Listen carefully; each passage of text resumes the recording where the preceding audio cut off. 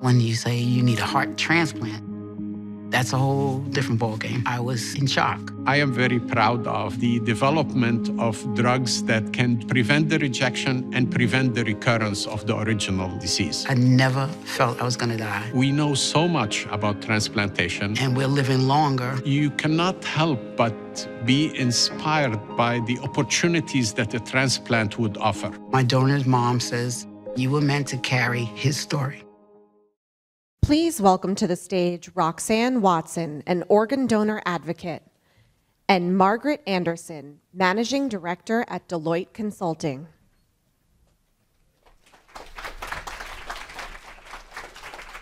Good morning, everyone. I'm Margaret Anderson, and this is Roxanne Watson.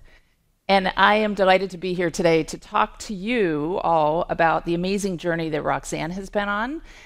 You just got a little taste in that video, and I would encourage you after this to explore the internet, because there are a few different stories out there, Roxanne, that sort of share in detail what your journey was. Tell us about your story and what brought you to this stage today. In 2006, I was working in retail, and I was working in a truck with a bunch of people unloading a truck, and I felt a pain in my side, right in my back. And I didn't think anything of it. I went to my office, sat down, luckily took an aspirin, and then went back to work and kept working for about 6 weeks. I still had that pain after about 6 weeks, so I said, I'll go to the ER and get it checked out. So I went into the ER and I told them I pulled a muscle and it's annoying me, so could you check it out? So about 10, 15 minutes later, 3 doctors came back in. I knew I was in trouble then. 3 doctors walked in and they said, well, when did you pull that muscle? I said, about 6 weeks ago I was working in a truck. And they said, well, you didn't pull a muscle, honey. You had a heart attack. I walked around for 6 weeks with a heart attack. I had no idea. I suffered a silent heart attack. I have heart disease in my family. I should have known. The signs were there, the breathless, the sweat, all the signs that I know now were there, and I didn't ignore them. I just didn't really think about them. So after the 6 weeks, I was put into cardiac care immediately. Had to stop working. I loved my job. That was the worst thing that devastated me, that I couldn't work. And I continued cardiac care for 2 years.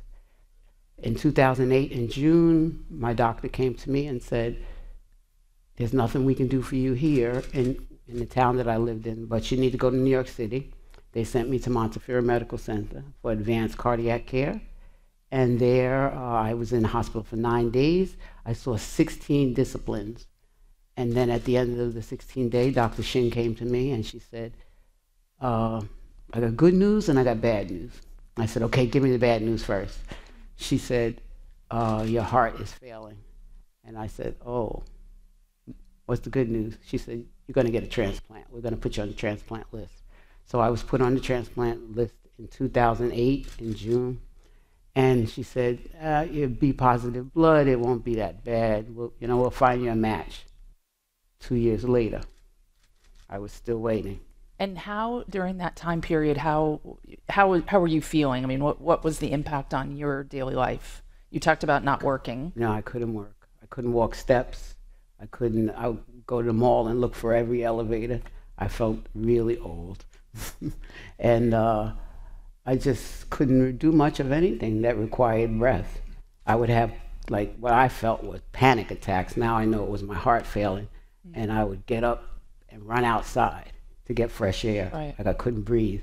I'd be, like sucking air. Right. Mm-hmm. So then I know from one of the stories that I saw, one of the videos, you reached a point where not only were you experiencing what you just described, but you also had significant weight loss, of rapid onset. Yeah. And there was a point that the medical team said you can't live outside of the hospital setting while you're waiting for that transplant. How long, once you were admitted into the hospital, how long did you then wait for your transplant? Oh God. Well, I started losing that weight at Christmas time of 2009. I dropped off all of these pounds, and in April of 2010, I was 95 pounds. I went for my regular checkup, and she looked at me and she said, you gotta stay. You can't go home. You're going to die if you stay at home. Most people get to stay home and wait for what we call the call, but I had to stay in the hospital. So she admitted me April 17th. And you had your transplant on? July 16th. So yesterday was 8 a significant anniversary for Roxanne. Yeah. You know, I have to tell you, when I was asked to moderate this panel and your story was put in front of me, my work has been all about patient centricity and how do you kind of bring the ecosystem together for innovation.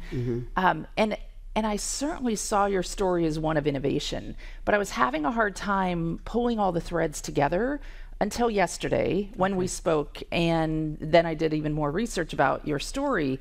And I realized the topic that we're talking about here, the state of care, innovation is fragile, your story embodies the whole thing. And, you know, especially the medical system coming together with the biomedical research system, coming together with the patient story. Did you ever want to be a patient? No. And, you know, that's the thing that talking to you really, it kind of impacted me, because I think that we spend a lot of time thinking about how can we make the patient at the center, how can we make the system more patient-centric, and yet no one really wants to be a patient. We all really want to kind of not think about it until we have to. Yeah. And you were really forced into a situation of having to think about it. Yep. You know, there's the expression about making lemonade out of lemons. Yeah. Your passion now, talk a little bit about what you spend your kind of every waking moment doing. Yes, it is every waking moment. I have to be very proud and tell you guys that I have signed up the most organ donors in the United States of America. So what's your message? Because I would predict there's a few people here that you that could are not sign donors. up. Yeah. I what do we need to do? I have registration cards with me. Every place I go, I sign people up every place I go because there's always an opportunity. I was recently at a pizza shop and some lady saw my T-shirt. What I always wear my T-shirt that says, you know, heart transplant recipient. Someone like you saved my life. Whatever. I have a whole bunch of T-shirts and I always wear them. And she stopped me, and by the time she left with that pizza, her whole family was signed up. It's easy. You just have to ask. When we talk about patient-centered, yeah, we have to talk. We have to do more than talk about it. A lot of people say it, but it's not the case. We have to make sure that our clinicians and everybody is aware of us in the bed. Right. That's what I used to say. My doctors came back and forth, but it was most of the time I spent with my nurses, you know, and I was the center of everything. When I went to the hospital, I had nothing. I had $41 in the bank. And I remember my doctor saying to me, I said, how am I going to get a transplant? You know, I know these things are going to be millions of, how am I going to afford the medication? She said, our job is to save your life and keep you alive, not to worry about that you have $41 in the bank. Nobody ever rejected me from anything. In fact, the PhRMA system helped me personally with assistance, drug assistance. For the first 2 years, I didn't pay for my drugs. So tell us about those two. You take 2 drugs that you have to take for the rest of your life. What is the purpose of those? They're anti-rejection drugs. So that they allow your body to accommodate your new heart. Yes, because no matter how long I've had this heart, it's still not my heart. So I have to condense her story very quickly. You had a significant moment post-transplant where there was a kind of a big aha moment. Yes. Tell us about that. 11 months after I had my transplant, Miss Oprah found my family, my donor family. And yeah, and she surprised me. What a surprise, huh? And so I went on her show, or Ask Oprah's All-Stars. Dr. Oz was there, Dr. Phil, Oprah, Gail King, and Susie Orman. All of them were there. And I thought I was going on the show to talk about my experience as a transplant recipient and encourage minority people to sign up, which we mean more minorities to sign up for organ donation. And I got there, and Dr. Oz said, we have a surprise for you. And I said, am I getting a car?